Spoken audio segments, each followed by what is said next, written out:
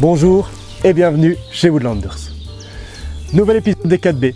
Et les 4B, c'est des rencontres, du partage, tous ces genres de choses qui...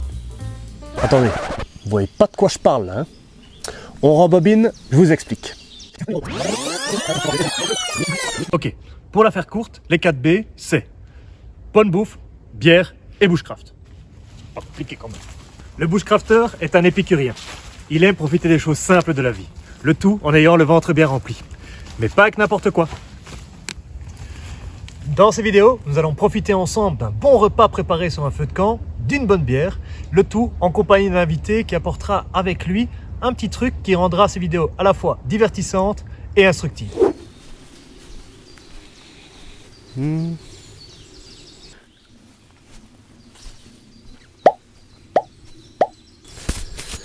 Ça va être délicat ça. Ouh. Et toi là-bas! Ouais toi! T'aurais pas un couteau sur le coude par hasard? Et pas que sous le coude. Allez viens! Accueillons notre invité du jour, Nathan de la Forge du Morse. Nathan, c'est ça.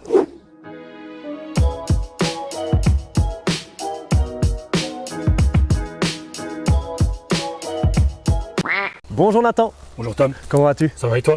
Bien, merci. Déjà, un grand merci d'avoir accepté l'invitation, de te prêter au jeu des 4B. Avec grand plaisir.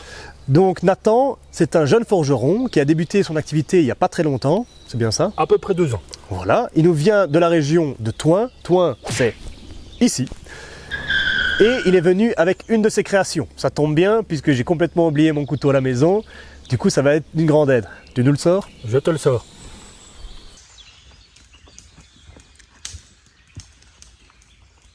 S'il te plaît Tom. Et il nous le sort de son chapeau. Parle-nous un petit peu de cette lame, Nathan. Quelles sont les spécificités? Tu as donné un nom à cette lame. J'ai donné un nom à cette lame. En fait, ce couteau s'appelle Goliath. Et donc, comme tu peux le voir, il s'est écrit sur l'étui. Et donc, en fait, le couteau est en 51 CRV4, donc qui est un acier ressort qui est utilisé principalement pour les ressorts de la SNCB, en fait. Et donc, on est sur une lame relativement haute pour pouvoir avoir une belle coupe. Et relativement large pour pouvoir espacer. Et donc si on prend le couteau en main, je me permets Tom. Je t'en prie. Donc on voit le couteau qui est comme ça. Et en fait l'avantage c'est qu'on peut jouer aussi avec le trou que j'ai fait dans le manche. Donc le manche est en chaîne stabilisé, non teinté naturel, il est juste ébonisé sur le bout en fait. On a 3 rivelettons de 3 mm qui ont été faits polymiroir. Et alors on a sa petite perle paracorde que j'ai faite aussi. Et alors si on regarde bien sur la tranche, on a un intercalaire noir pour rappeler l'ébonisé du couteau en fait. Magnifique. La différence que je trouve qui est vraiment agréable ici, c'est qu'on a un couteau qui est fait par un passionné pour des passionnés. Et ça, c'est très agréable. Et maintenant, c'est le devis qui tient, Tom. S'il te plaît. Un grand merci. Donc, on mettra bien évidemment les liens de Nathan et de sa forge en description. N'hésitez pas à aller jeter un petit coup d'œil. Ça lui fera certainement plaisir. Et si vous êtes amateur de couteaux comme je le suis, bah, vous verrez, il fait des belles choses. Donc ça, c'était pour la présentation de la lame. Magie de YouTube, les ingrédients sont déjà tous là. On va vous les présenter.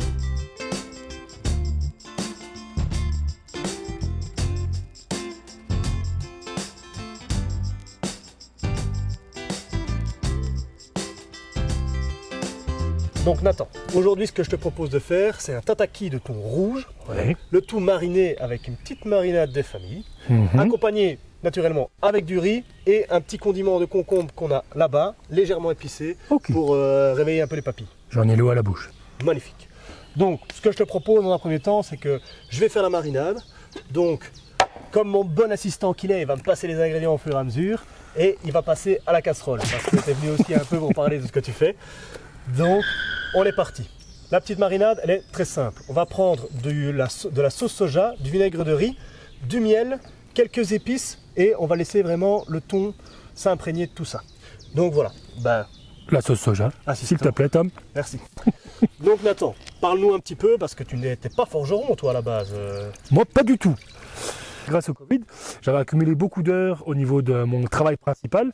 Et en récompense, mon patron m'a dit prends une journée quand tu veux et fais ce que tu veux.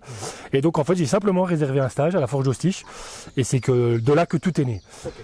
Et vraiment, j'ai fait mon premier couteau avec Stéphane, donc mon mentor maintenant. Et c'est de là que tout est né, j'ai vraiment fait mon couteau et j'ai apprécié directement au premier coup de marteau ce que je faisais en fait. Qu'est-ce qui te plaît tant en fait dans ce métier forgeron? Est-ce que c'est vraiment le fait de créer quelque chose de tes mains ou le travail du métal? En fait, moi, être forgeron, c'est vraiment un tout.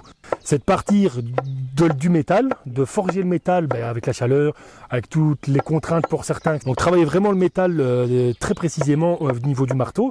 Ensuite, il y a tous les traitements thermiques qui se passent derrière, le ponçage manuel, le travail du bois aussi, que j'apprécie énormément. Donc ça, c'est vraiment dans toutes les étapes du couteau, parce que le travail du bois est aussi agréable que le travail le métal. Et alors le travail du cuir, là où je pensais au départ que ça allait être un problème pour moi, étant donné que j'ai jamais pas ça. Et au final, en fait, je me rends compte que plus je fais d'étuis, plus j'aime ça en fait. Donc c'est vraiment un tout de A à Z. Faire le couteau, faire les manches, faire les étuis, c'est vraiment un grand plaisir de tout faire en fait. Ce que je peux déjà dire de cette lame, c'est qu'elle est lourde, ça c'est sûr. On est à combien pour le poids? On est à approximativement, je pense, à 600 grammes. 600 grammes et elle tient très bien en main et c'est super agréable à travailler. Je suis pas un grand expert de tout ce qui est découpe au couteau de cuisine, mais là, c'est super agréable. En tout cas, ça va comme dans du beurre. C'est quand même plus facile qu'avec une hache. Ça c'est sûr. Ou une scie. Ou une scie. Si vous, derrière votre écran, vous voulez tester avec différents outils de votre quotidien de couper des trucs, je vous en prie, allez-y. Mais montrez-nous. Voilà, et vous montrez surtout le dos après. Donc voilà, ici on a coupé dans un premier temps le gingembre. Ouais. Donc magnifique, on va le plonger dans la marinade. Voilà, on va enlever les petites peaux. Je vais te demander de me donner à présent le vinaigre de riz si tu veux bien. Le vinaigre de riz, s'il te plaît. Merci. On va y aller généreusement. Hip, si ça veut bien s'ouvrir. Voilà. Hop. On va rajouter à ça du miel. Hop. S'il te plaît. Hop.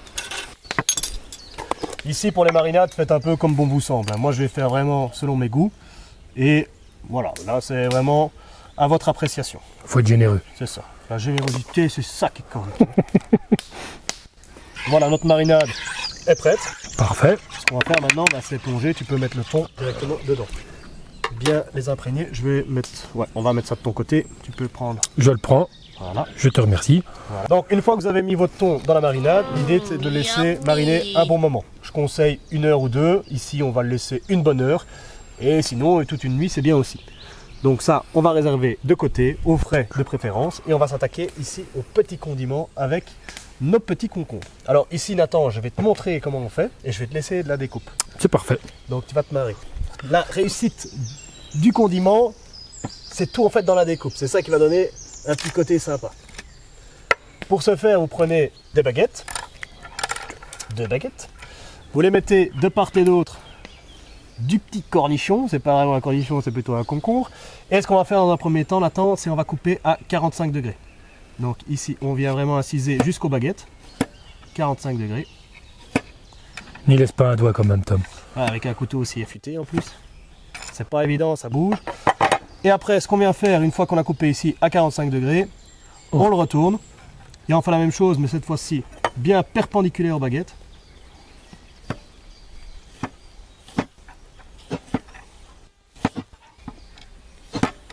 Si vous, chez vous, à la maison, vous voulez couper des petits concombres, faites attention à vos doigts. Et à la fin, on obtient une sorte de petit concombre, comme ici, en forme de spirale.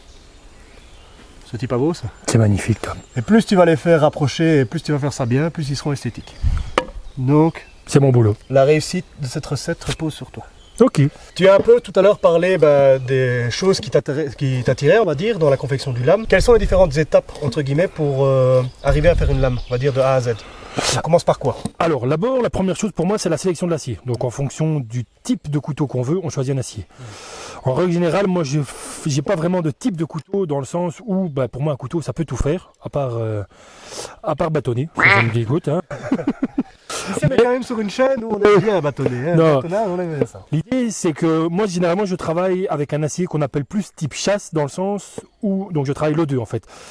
Et donc en fait l'O2 c'est un acier qui a une dureté, je pense, si mes souvenirs sont bons, jusque 61 HRC en fonction de la trempe qu'on a, et qui garde quand même une certaine souplesse pour éviter de casser justement quand on est dans la bête. Bon, d'abord pour mes questions, Tom, est-ce que j'ai bien travaillé? Il est magnifique. Et donc une fois qu'on a choisi son acier, donc moi je travaille que l'O2 exclusivement pour l'instant. En fait, on va forger le couteau. Donc moi l'idée c'est que je forge le couteau, donc forge à gaz à chaque fois, parce qu'au niveau de la température, on a une meilleure gestion de la température. C'est que ça forge à gaz, on l'allume, on sait que c'est une température constante. Il Il y en a encore qui forgent au charbon, mais c'est pour moi beaucoup plus compliqué parce qu'il faut surveiller et le feu et en même temps son acier. Et donc, comme j'ai toujours plus que d'une pièce dans le feu, l'idée est vraiment que je travaille avec la forge au gaz. Une fois que le couteau est forgé, donc à ce moment-là, dans mon cursus, l'idée c'est que je fais un recuit de détente pour adoucir l'acier pour pouvoir après le travailler beaucoup plus facilement. Donc l'idée c'est qu'une fois que le recuit de détente est fait, donc l'acier est beaucoup plus maniable et là on peut créer les moutures au backstand. Donc en fait le backstand c'est une ponceuse stationnaire avec des bandes de 2 mètres pour ma part et là on vient créer les moutures. Ok. Donc du coup dans un premier temps tu vas choisir ton acier. Exactement. Tu vas lui mettre une première forme. Oui. Et une fois qu'il a vraiment cette forme, on va dire, qui ressemble a priori à un couteau, tu vas commencer à enlever de la matière pour créer une future tranchée. Alors non. En fait, donc l'idée c'est vraiment je fais toute la forme du couteau. Donc en fait, donc par exemple si on prend ce couteau-ci, je fais vraiment donc toute la forme qu'on voit comme ça a été fait à la forge. C'est vraiment au niveau du backstand, c'est vraiment à ce niveau-ci qu'on vient enlever de la matière uniquement. Et là forcément à l'occasion on a fait un trou comme Tom, tu me l'avais demandé. Et donc là forcément j'ai enlevé de la matière aussi parce que ça à la forge on sait le faire aussi, mais on déforme beaucoup trop après la forme. Donc là je l'ai fait en post-forge en fait. Donc une fois donc on peut le voir, donc le couteau, on est beaucoup plus épais sur le dos que sur le tranchant, forcément, parce que si on a un tranchant de cette largeur-là, ça va pas couper des masses. Et donc, au backstand, donc à la ponceuse stationnaire, on vient vraiment ici passer à l'abrasion pour retirer en fait et avoir le tranchant le plus fin possible, surtout pour un couteau de cuisine en fait. Ensuite, donc une fois que le backstand est fait, et on fore forcément les trous pour le manche et ici dans ton cas le trou. On vient faire ici donc une cannelure. En fait l'idée c'est de pouvoir tenir le couteau comme ceci ou comme cela pour pas avoir le doigt qui glisse. Dans ton cas comme tu es amateur de bushcraft, je t'ai fait un guillochage où tu peux venir glisser ton fire steel pour pouvoir le gratter et on le voit sur mes doigts que ça gratte. Et alors ici j'ai fait une petite couronne. C'était le petit détail en plus. Donc une fois que tout ça est créé sur le couteau, l'idée en fait c'est qu'on vient le réchauffer à 840 degrés et en fait on vient le tremper dans l'huile bouillante. Donc en fait on laisse autant de minutes qu'il est épais. Donc ici je pense qu'on a à peu près son épaisseur de 9 mm. Donc en fait on laisse 9 minutes à 840 degrés, on le sort directement dans l'huile. Une fois que la trempe est faite, on a ce qu'on appelle le revenu de détente. Si mes souvenirs sont bons, il faudrait que je vérifie les termes quand même. Et donc là en fait on le remet au four parce que quand il sort il est très cassant. Et donc si jamais je le laisse tomber à la sortie de la trempe, si le couteau tombe il risque de casser. Donc là pour détendre un tout petit peu l'acier, on le remet à 200 degrés pendant plus ou moins 1 heure en fait. Et là le couteau est fait, on n'a plus qu'à monter le manche. Tu veux une transition digne d'une émission télé? En parlant de détente, ce qui serait pas un peu de nous détendre aussi là? Ah putain, c'est fais péter la boyard. Voilà. Du coup, les 4B, c'est aussi de la bière. Et ici, on reste sur de la Boyard. Ça, tu ne la connais pas encore, mais le premier qui a ouvert le format des 4B, c'était Yorick. La vidéo est dans la description, si vous voulez un petit peu découvrir. Cette première, c'était une bonne partie de rigolade. Même le caméraman, on l'a bien rincé. À la finalité, le caméraman qui s'y met aussi. Santé. Donc ici, je te la présente. C'est une bière blonde. On est entre une Pils, donc avec une bière à basse fermentation, et une bière à haute fermentation, par exemple une triple carmélite. Donc on est vraiment sur une bière spéciale qui va d'abord t'amener un petit kick d'amertume qui va être premier goût en bouche, et après directement on a cet aspect désaltérant de la bière qui prend tout de suite place. Ok. Donc c'est vraiment une bière de soif, qu'on va appeler ça.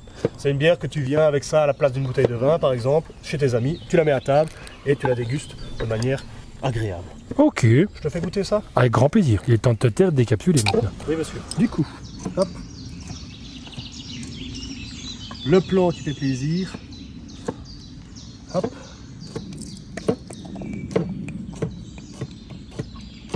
Mais d'abord, trinquons, mon cher. Merci en tout cas d'être venu. Avec grand plaisir. Merci à toi. Et santé à vous aussi derrière. Santé. Ici, je trouve qu'on sent bien, on va dire, les notes un peu florales, c'est des fruits à chair blanche. La pêche, la nectarine, etc. C'est ça qui va venir un petit peu en début de palais. Puis ça s'en va avec l'amertume. Vraiment, tu vois, c'est vraiment le petit kick qui vient. Si vous, derrière votre écran, vous avez aussi envie de déguster cette bière, eh ben, le lien, c'est dans la description, la brasserie Boyard. Donc voilà, l'ami Yorick sera très content de vous pouvoir répondre tout simplement à vos questions. Et si vous avez envie de leur rendre visite tout simplement, c'est dans la description. Et vous pourrez déguster aussi cette bière qui est, ma foi, très désaltérante et qui passe très bien. Ah là, je dois dire que c'est très très bon. Merci Yorick. Et elle porte très très bien son nom, une bière de soif. Mon verre est bientôt vide, j'espère que tu as des munitions. Aujourd'hui. Du coup, on va continuer les concombres. C'est bon? Ouais. Ils sont ici. Parfait. Donc, comme on peut voir, ils sont coupés On voit qu'il y a de l'expérience avec un couteau. Un petit peu de maîtrise. Voilà. Du coup, on va mettre une petite marinade, plus une genre de vinaigrette. Alors, je vais te demander de tailler très finement 1 ou 2 piments. Ok. Aller. Et ensuite, on mettra, je vais mettre les différents ingrédients dedans. Donc ici, pour la petite vinaigrette, pendant que tu coupes, je vais les mettre dedans. Hein. Ok, c'est parfait. Un peu de vinaigre de riz, cette fois-ci du blanc. Hop. Encore une fois, un petit peu de sauce soja.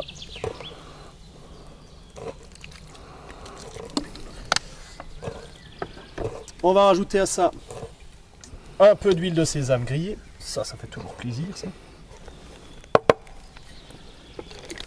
Le petit bruit du couteau sur la planche est sympa aussi. Et une fois que tu es bon, je vais te demander le sucre, si tu veux bien. S'il te plaît. Et ça, on va y aller de manière généreuse. J'ai l'impression d'avoir déjà vu ce mouvement. Hello there. Je sais pas, un monsieur avec une sale moustache et des lunettes de soleil, c'est ça? Moi, sale moustache, je ne sais pas, parce que je suis barbu, donc je vais pas le critiquer, cet homme-là. On jette derrière les déchets, Oui, mais c'est il y a ça? 2 types d'hommes. Il y a des gens avec les barbes et il y a des gens avec des moustaches. On est d'accord. Voilà. Est-ce que je fais 3 piments ou 2, c'est bien? Ça dépend, est-ce que tu aimes le piment? Ah, moi oui. Ah bah, mets-en 3 alors. Et comme ça, on ne contredit pas le proverbe. Le caméraman qui me fait négatif, négatif. Bon le caméraman il aura mal demain sur les toilettes. Ou alors, je fais semblant de le couper, et on balance derrière. Ah, il est tombé! Tu peux rajouter ça là-dedans. Et on va laisser aussi un petit peu mariner. Fais comme si tu étais avec ta mère, non mais pas partout. Hein. Et voilà. Du coup, on a ces petits concombres qui vont mariner à l'aise dans sa petite vinaigrette.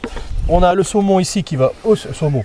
Non, c'est pas du saumon. C'est du thon. C'est du thon rouge. Le thon ici qui va mariner aussi également à son aise. Et nous, ce que je te propose, maintenant, ce que je te propose de faire, c'est de prendre notre verre et on va continuer la petite interview autour du feu. Avec grand plaisir. Et je prends la bouteille pour pas être à sec. Ça, c'est une idée qui est bonne. Du coup, on a déjà parlé ensemble des différentes étapes pour faire un couteau. Combien de temps ça te prend de faire un couteau? Alors pour le couteau que je t'ai créé, je vais dire pour la forge approximativement 3 heures. Donc pour la mise en forme, vraiment générale. Après on est sur à peu près 1 heure, 1 heure et demie pour tout ce qui est création des moutures et ainsi de suite. Et en fait il faut compter approximativement, je dirais 16 heures pour ton couteau. Ok. La globalité c'est ça? La globalité c'est 16 heures, en dehors des traitements thermiques et des revenus et ainsi de suite. Parce que là c'est des moments où je travaille sur autre chose et je laisse le couteau tranquille dans le four. Donc voilà. C'est un temps correct pour une belle pièce. Ça reste bien. Ok. Ici, voilà, maintenant tu nous as un peu expliqué comment on faisait les couteaux. Le nom de ta forge, c'est la forge du Morse. Exactement. Qu'on peut voir ici. Sur son polo. D'où ça vient en fait ce nom? Parce que, ok, on peut faire un amalgame entre toi et un Morse, mais à part ça, je vois pas trop. Explique-nous. Alors beaucoup de gens se posent la question en imaginant une histoire très très complexe ou un peu plus loin. En fait, c'est tout simplement mon totem au scout. Et simplement parce qu'en fait, à l'époque, j'étais très bien dans un milieu, mais parfois je pouvais être très très mal à l'aise dans un autre. Maintenant, depuis le temps, j'ai évolué, j'ai grandi. Je suis à l'aise à peu près partout. Mais c'était vraiment un totem qui me convenait et qui me convient toujours parce que j'adore l'animal. Et donc voilà, simplement pour mon totem au scout en fait. Eh ben santé au Morse que tu es. Merci. Avec la fumée dans la gueule. Ah punaise là. Ah ouais, sinon les couteaux. Qu'est-ce que tu fous là toi? Allez. Du coup, pour toi, pour un forgeron en particulier, c'est quoi le Graal? C'est quoi la pièce de maître que tu as envie de réaliser? Alors pour moi, la pièce de maître, c'est vraiment le katana. Parce que ça fait des années que le Japon m'inspire beaucoup au niveau des formes, au niveau de la culture. Et quand on voit la cérémonie du thé qui prend des heures, c'est vraiment une culture qui est ancrée au niveau de tout. Et pour moi, la forge d'un katana, c'est vraiment, ce serait ma prise maîtresse. D'ailleurs, j'ai une commande pour fin de l'année, donc voilà, c'est génial. Et donc effectivement, c'est au niveau, c'est surtout même pas au niveau de la forge, parce que ça, au niveau de la forge, c'est vraiment quelque chose sur lequel je suis rassuré. C'est au niveau du montage du manche, parce que c'est tout par emboîtement, il n'y a pas de colle ni clou ni vis, comme dirait Patafix. Et donc c'est vraiment au niveau du montage du manche, et au niveau de la tsuba. Donc la tsuba, en fait, c'est l'anneau de la garde du katana. Donc c'est vraiment le rond que tu as entre la jonction, entre la lame et le manche. Donc c'est à ce niveau-là, et au niveau aussi du fourreau, et ainsi de suite. Donc c'est vraiment au niveau plus du détail pratique que de la forge en elle-même. Ok, un katana. Et par la suite, une hache, une épée. Ça m'excite pas des masses, mais... Du coup, qu'est-ce qui t'inspire quand tu crées ta lame? On va dire, quels sont tes références pour arriver d'un bout d'acier neutre à par exemple une lame comme le Goliath que tu nous as fait ici? Alors moi j'ai pas vraiment d'inspiration, je regarde un peu partout, mais je m'inspire rarement d'une lame d'un autre. En fait moi c'est vraiment, je pars d'un bout d'acier et au départ de la forge, je sais pas forcément quel couteau je vais faire en fait. Et c'est vraiment, je me laisse guider par l'acier et au niveau des coups de marteau, au niveau de mes sensations. Et en fait, un couteau que j'ai fait la veille, je peux essayer de reproduire le même le lendemain. Je vais y arriver, mais je vais devoir me forcer. Si je fais naturellement, en fait, je laisse toujours guider par le marteau et l'acier en fait. La créativité, on va dire, c'est un petit peu ce qui motive ton artisanat. Exactement, et mes envies du moment. Donc c'est vraiment, si j'ai envie de faire quelque chose, je le fais, et pas forcément guidé par une forme ou un gabarit en fait. Okay. On peut dire, entre guillemets, que tu mets une petite partie de toi dans chaque lame. Dans chaque lame, il y a une partie de moi. Et parfois un morceau de peau même. Donc, c'est poétique ce que je dis là. Alcool faisant. Hein. Santé. Maintenant, où est-ce que tu te vois dans plusieurs années? En fait, c'est quoi la finalité pour toi? Alors la finalité pour moi, c'est d'être vraiment un forgeron à temps plein et c'est de m'exporter dans le monde parce que l'idée c'est vraiment de pouvoir proposer mes services partout dans le monde. Et donc pour l'année prochaine, en fait, je me suis inscrit, j'attends la réponse pour le salon de Blade Show donc à Atlanta, aux États-Unis. Et donc l'idée vraiment c'est de voyager à travers le monde et pouvoir et aussi pouvoir apprendre avec d'autres personnes en dehors de la Belgique parce que j'ai appris énormément en Belgique et merci pour tous ceux qui m'ont appris. Mais l'idée c'est vraiment d'aller à l'étranger pour apprendre d'autres techniques. Et j'aimerais vraiment aller voir la forge d'un katana ou forger un katana avec un maître catanier, un maître forgeron qui fait des katanas. Oh. Eh ben on te le souhaite en tout cas. Merci. On va porter un petit toast à ça, que tout se réalise pour toi. Et vous derrière votre écran, si vous avez envie de soutenir Nathan dans sa pérégrination, on va dire pour devenir un maître forgeron, le lien est dans la description, comme tous les liens avant, c'est dans la description que ça se passe. Et voilà, vous pouvez aller lui rendre une petite visite sur ses réseaux sociaux. Donc tu es actif sur Facebook, Instagram, TikTok, si je ne me trompe. Facebook, Instagram, TikTok et probablement YouTube dans pas longtemps. C'est un mec dans le vent, hein, il sert sur tout. Donc voilà. À ta bonne santé, tu as déjà commencé. Hop. J'ai déjà commencé, moi. Santé. Donc maintenant, ce que je te propose, c'est qu'on finisse notre recette. Avec grand plaisir. Le thon a bien mariné, nos concombres aussi. Donc on va centraliser tout ça, on va faire cuire le riz. On va monter l'assiette et on va déguster tout ça. Avec grand plaisir. Allez, c'est parti.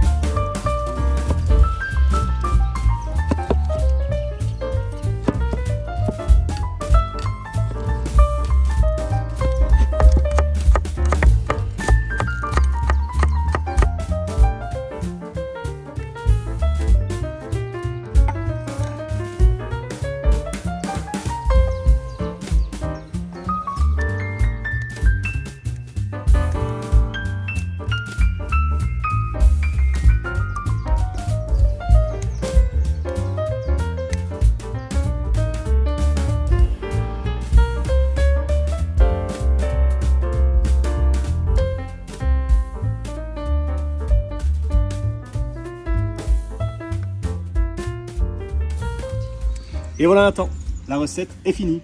Donc maintenant on n'a plus qu'à déguster. C'est ici qu'on va se séparer, vous derrière votre écran, voilà, et nous on va en profiter. Un grand merci Nathan de t'être prêté au jeu des 4B. Avec grand plaisir. Ça nous a permis de réaliser cette belle recette. Donc voilà, si vous de votre côté voulez réaliser également cette recette, vous avez toutes les cartes en main.